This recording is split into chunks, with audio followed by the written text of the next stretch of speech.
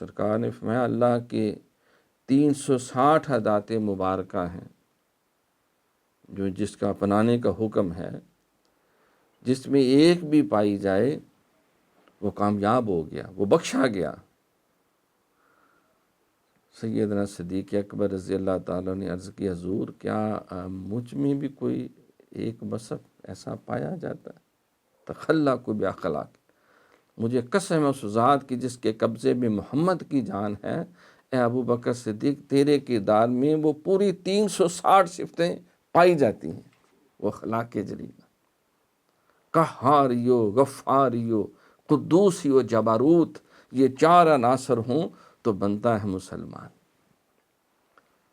تو یہ اللہ کی یہ صفات مبارکہ جو ہیں، وَجَعَلْنَاهُ سَمِيعًا بَصِيرًا، ہم نے انسان کو سمیع و بصیر بنایا ہے۔ بالمؤمنین رؤوف الرحیم، اپنے نبی کو رؤوف بھی بنایا، رحیم بھی بنایا۔ وَإِنَّكَ لَعَلَىٰ خُلُقٍ عَظِيمٍ، اس خلق کے عظمتوں سے ہم کنار کیا ہے، اس کو کریم بھی بنایا ہے۔